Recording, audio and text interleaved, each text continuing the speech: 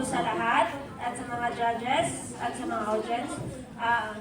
Tunghayan po natin ang kwento ng buhay at pagsasapalaran ng magkakaibigang sina Jane, Ren at Annie B na nagtatrabaho sa bansang Taiwan bilang mga caregiver. At kung paano nila pinapasaya ang kanilang mga alaga sa mismong araw ng Pasko. Habang sila ay malayo sa kanilang mga pamilya, tunghayan natin kung paano nila pag-anin ang buhay ng bawat isa. Si Jane at ang kanyang alagang si Rose na may dementia.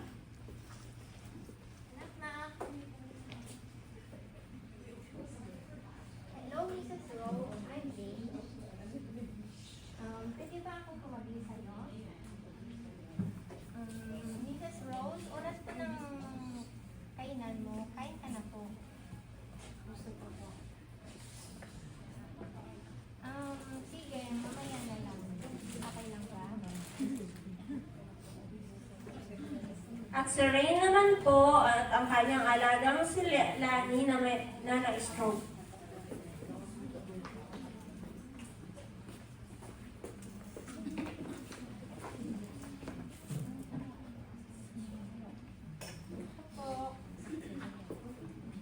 Magandang araw po. Ako po si Ren, caregiver. Okay ka na po? Exercise.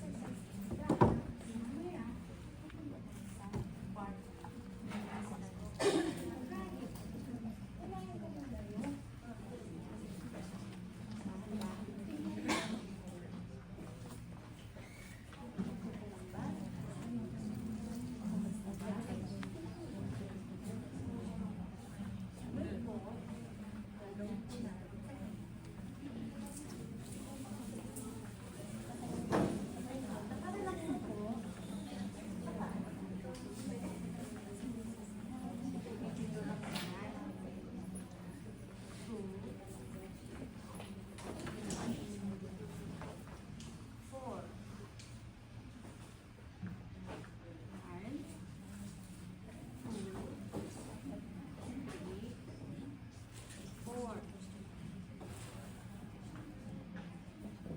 Kaya mo nag-video?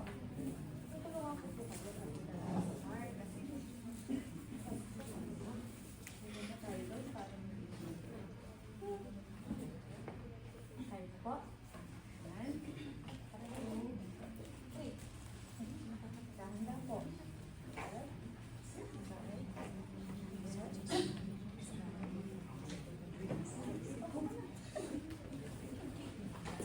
At si Annie B naman at ang kanyang alagang may edad.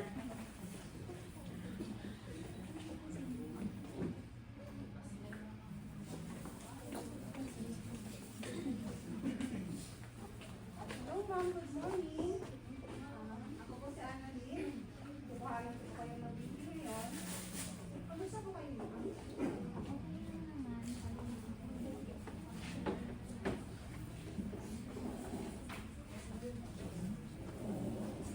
Masama po ba ang pakiramdam mo?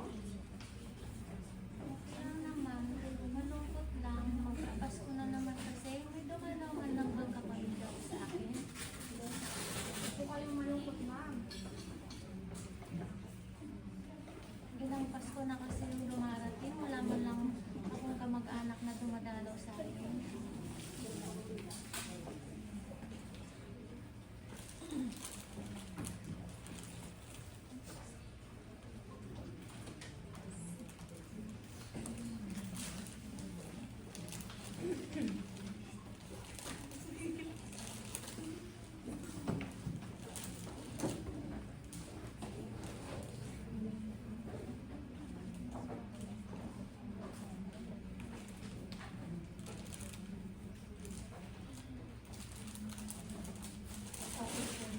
Ma'am, huwag ka na malungkot.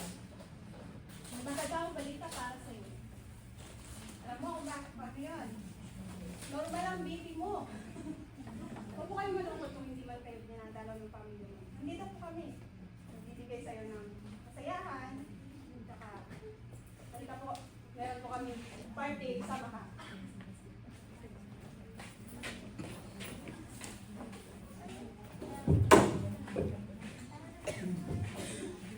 dahil sa kanilang pagmamahal at pag-aalaga ng maayos sa kanilang mga inalagaan ay sinuklaan naman nito ng di matatawarang pasasalamat